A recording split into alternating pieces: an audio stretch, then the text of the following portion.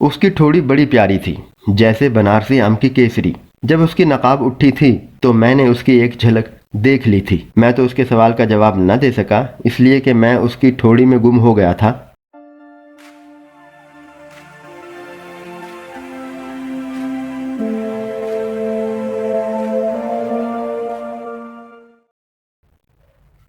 عجب بات ہے کہ جب بھی کسی لڑکی یا عورت نے مجھے خط لکھا، بھائی سے مخاطب کیا اور بے ربط تحریر میں اس بات کا ضرور ذکر کیا کہ وہ شدید طور پر علیل ہے، میری تصانیف کی بہت تعریفیں کی، زمین و آسمان کے قلابے ملا دیے۔ میری سمجھ میں نہیں آتا تھا کہ یہ لڑکیاں اور عورتیں جو مجھے خط لکھتی ہیں بیمار کیوں ہوتی ہیں۔ شاید اس لیے کہ میں خود اکثر بیمار رہتا ہوں، یا کوئی اور وجہ ہوگی جو اس کے سوا اور کوئی نہیں ہو سکتی کہ وہ میری ہمدردی چاہتی ہیں۔ میں ایسی لڑکیوں اور عورتوں کو خطوط کا عموماً جواب نہیں دیا کرتا، لیکن بعض اوقات دے بھی دیا کرتا ہوں، آخر انسان ہوں۔ خط اگر بہت ہی دردناک ہو تو اس کا جواب دینا انسانی فرائض میں شامل ہو جاتا ہے۔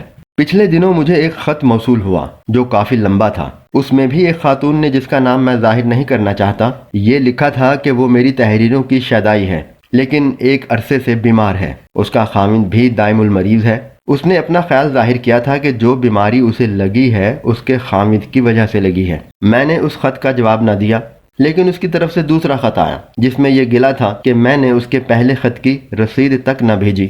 چنانچہ مجھے مجبوراً اس کو خط لکھنا پڑا، مگر بڑی احتیاط کے ساتھ۔ میں نے اس خط میں اس سے ہمدردی کا اظہار کیا۔ اس نے لکھا تھا کہ وہ اور بھی زیادہ علیل ہو گئی ہے اور مرنے کے قریب ہے۔ یہ پڑھ کر میں بہت متاثر ہوا تھا۔ چنانچہ اسی تاثر کے ماتحت میں نے بڑے جذباتی انداز میں اسے یہ خط لکھا اور اس کو سمجھانے کی کوشش کی کہ زندگی زندہ رہنے کے لیے ہے، اس سے مایوس ہو جانا موت ہے۔ اگر تم خود میں اتنی قوت ارادی پیدا کر لو تو بیماری کا نام و نشان تک نہ رہے گا۔ میں پچھلے دنوں موت کے منہ میں تھا، سب ڈاکٹر جواب دے چکے تھے، لیکن میں نے کبھی موت کا خیال بھی نہیں کیا۔ نتیجہ اس کا یہ نکلا کہ ڈاکٹر حیرت میں گم ہو کے رہ گئے اور میں ہسپتال سے باہر نکل آیا۔ میں نے اس کو یہ بھی لکھا کہ قوت ارادی ہی ایک ایسی چیز ہے جو ہر ناممکن چیز کو ممکن بنا دیتی ہے۔ تم اگر بیمار ہو تو خود کو یقین دلا دو کہ نہیں، تم بیمار نہیں، اچھی بھلی تندرست ہو۔ میرے اس خط کے جواب میں اس نے جو کچھ لکھا، اس میں سے میں نے یہ نتیجہ اخذ کیا کہ اس پر میرے وعظ کا کوئی اثر نہیں ہوا۔ بڑا طویل خط تھا، 5 صفحوں پر مشتمل۔ اس کی منطق اور اس کا فلسفہ عجیب قسم کا تھا۔ وہ اس بات پر مصر تھی کہ خدا کو یہ منظور نہیں کہ وہ زیادہ دیر تک اس دنیا میں زندہ رہے۔ اس کے علاوہ اس نے یہ بھی لکھا تھا کہ میں اپنی تازہ کتابیں اسے بھیجوں۔ میں نے 2 نئی کتابیں اس کو بھیج دیں، ان کی رسید آ گئی۔ بہت بہت شکریہ ادا کیا گیا تھا اور میری تعریفیں ہی تعریفیں تھیں۔ مجھے بڑی کوفت ہوئی۔ جو کتابیں میں نے اس کو بھیجی تھیں، میری نظر میں ان کی کوئی وقت نہیں تھی، اس لیے کہ وہ صرف ہر روز کچھ کمانے کے لیے لکھی گئی تھیں۔ چنانچہ میں نے اسے لکھا کہ تم نے میری 2 کتابوں کی جو اتنی تعریف کی ہے غلط ہے، یہ کتابیں محض بکواس ہیں۔ تم میری پرانی کتابیں پڑھو، اس میں تم پوری طرح مجھے جلوہ گر پاؤ گی۔ میں نے اس خط میں افسانہ نویسی کے فن پر بہت کچھ لکھ دیا تھا۔ بعد میں مجھے افسوس ہوا کہ میں نے یہ جھک کیوں ماری۔ اگر لکھنا ہی تھا تو کسی رسالے یا پرچے کے لیے لکھتا۔ یہ کیا کہ ایک عورت کو جس کے تم صورت آشنا بھی نہیں، اتنا طویل اور پرمغز خط لکھ دیا ہے۔ بہرحال جب لکھ دیا تھا تو اسے پوسٹ کرنا ہی تھا۔ اس کا جواب تیسرے روز آ گیا۔ اب کہ مجھے پیارے بھائی جان سے مخاطب کیا گیا تھا، اس نے میری پرانی تصنیفات منگوا لی تھیں اور وہ انہیں پڑھ رہی تھی، لیکن بیماری روز بروز بڑھ رہی تھی۔ اس نے مجھ سے پوچھا کہ وہ کسی حکیم کا علاج کیوں نہ کرائے، کیونکہ وہ ڈاکٹروں سے بالکل نا امید ہو چکی تھی۔ میں نے اسے جواب میں لکھا، علاج تم کسی سے بھی کراؤ، خواہ وہ ڈاکٹر ہو یا حکیم، لیکن یاد رکھو سب سے زیادہ اچھا معالج خود آدمی آپ ہوتا ہے۔ اگر تم اپنی ذہنی پریشانیاں دور کر دو تو چند روز میں تندرست ہو جاؤ گی۔ میں نے اس موضوع پر ایک طویل لیکچر لکھ کر اس کو بھیجا۔ 1 مہینے کے بعد اس کی رسید پہنچی جس میں یہ لکھا تھا کہ اس نے میری نصیحت پر عمل کیا، لیکن خاطر خواہ نتیجہ برآمد نہیں ہوا، اور یہ کہ وہ مجھ سے ملنے آ رہی ہے۔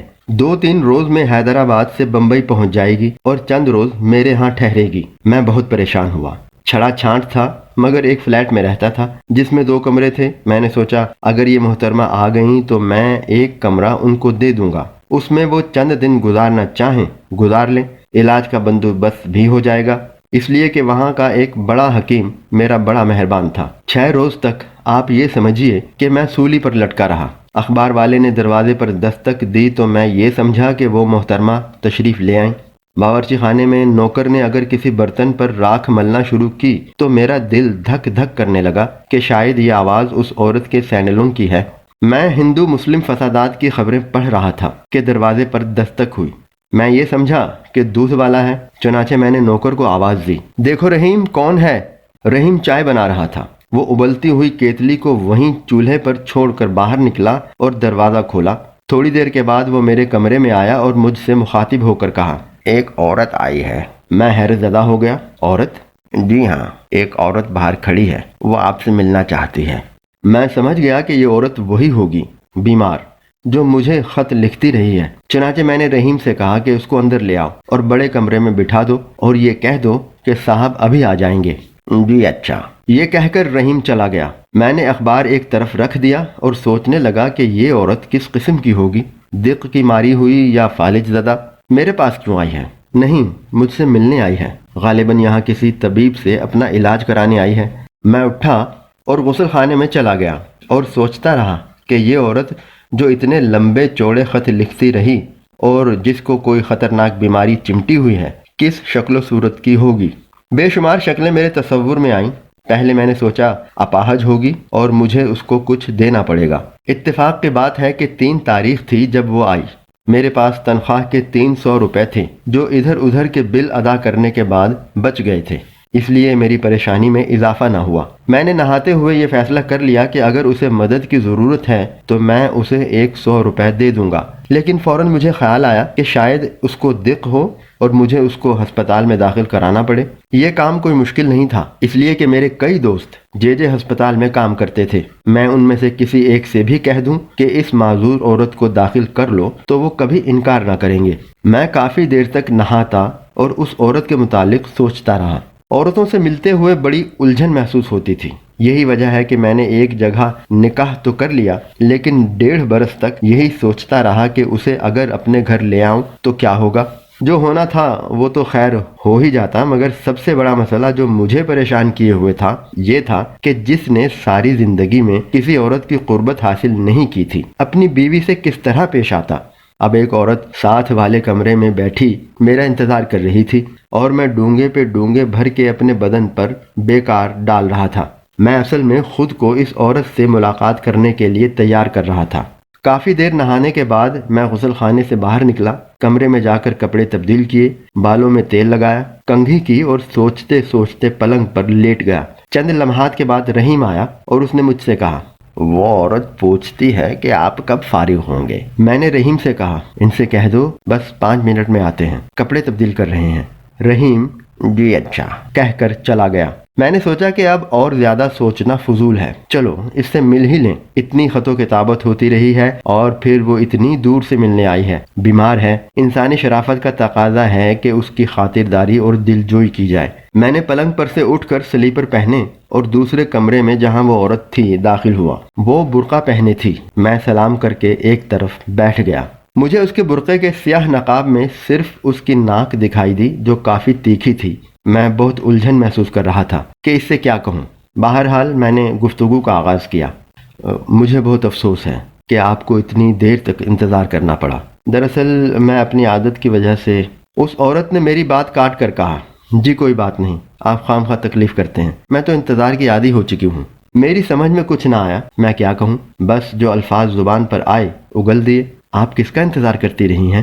اس نے اپنے چہرے پر نقاب تھوڑی سی اٹھائی، اس لیے کہ وہ اپنے ننھے سے رومال سے اپنے آنسو پوंچھنا چاہتی تھی۔ آنسو پونچھنے کے بعد اس نے مجھ سے پوچھا، آپ نے کیا کہا تھا مجھ سے؟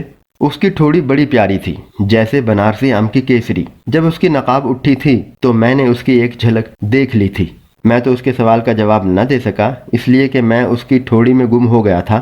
آخر اسے ہی بولنا پڑا، آپ نے پوچھا تھا تم کس کا انتظار کرتی رہی ہو، جواب سننا چاہتے ہیں آپ؟ جی ہاں فرمائیے، لیکن دیکھیے کوئی ایسی بات نہ ہو جس سے قنوطیت کا اظہار ہو۔ اس عورت نے اپنی نقاب الٹ دی۔ مجھے ایسا محسوس ہوا کہ کالی بدلیوں میں چاند نکل آیا ہے۔ اس نے نیچی نگاہوں سے مجھ سے کہا، جانتے ہیں آپ میں کون ہوں؟ میں نے جواب دیا، جی نہیں۔ اس نے کہا، میں آپ کی بیوی ہوں، جس سے آپ نے آج سے 1.5 برس پہلے نکاح کیا تھا۔ میں آپ کو لکھتی رہی ہوں کہ میں بیمار ہوں۔ میں بیمار نہیں، لیکن اگر آپ نے اسی طرح مجھے انتظار میں رکھا تو یقیناً مر بھی جاؤں گی۔ میں دوسرے روز ہی اس کو گھر لے آیا بڑے ٹھاٹھ سے۔ اب میں بہت خوش ہوں۔ یہ واقعہ مجھے میرے ایک دوست نے جو افسانہ نگار اور شاعر ہے سنایا تھا، جسے میں نے اپنے انداز میں رقم کر دیا۔ سعادت حسن، منٹو۔